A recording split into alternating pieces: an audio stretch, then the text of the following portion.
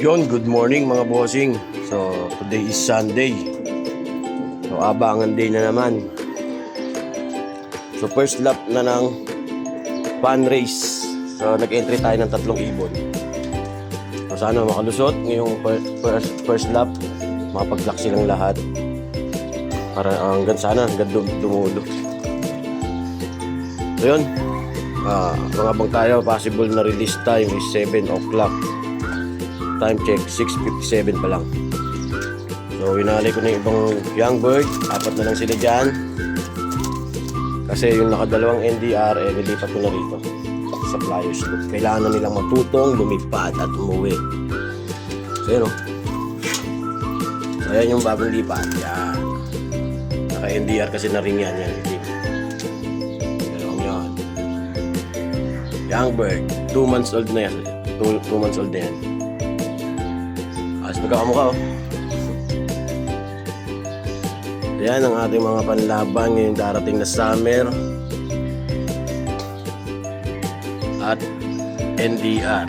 So hindi pa ako nakaka-order ng ng ring ng 2026 SDR. So, wala pa kasing budget pero sa sweldo. Tapos kukuha rin tayo ng MacArthur, 2. Meron kasi tayong susubukan na ilipad sa MacArthur. Ito yung ating John Arden. Uy, ang ganda ng mata niyan. Ay, lumabo na. So yan ang ating John Arden. So kaya kukuha tayo ng 2 MacArthur. So isa lang ilalagay natin doon. Tapos itong masili natin yan. Papares natin doon sa blue bar. Nasalpakan din natin ng MacArthur. So tig-isa lang.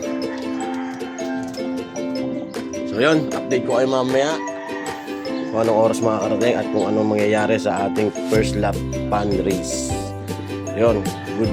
Sana umabot. Good luck sa akin at yun. So dito lang muna tatapusin ang aking video. Update ko kayo mamaya. Goodbye. So yun, habang nag-aantay tayo, nagabang tayo ng pag-uwi ng tatlong warriors natin, gawan muna natin sila ng matinding chicha. Bali kalapatids, flyer mix ang gamit natin. Nahaluan ko lang ng Stag 44 4 plus pala. Stag 4 plus. Yan. Siyempre, meron tayong probiotic. Yan, probiotic. Siyempre, hindi nawawala yung honey. Uy, 120 ah. So yan, yung honey. So, tigo 120 na honey yan.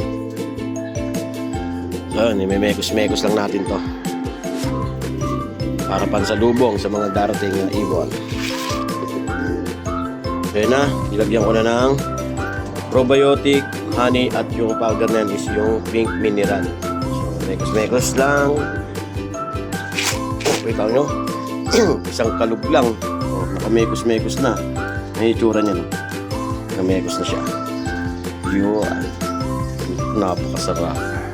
Napakaswerte ng ibon sana ibigyan niya rin tayo ng swerte.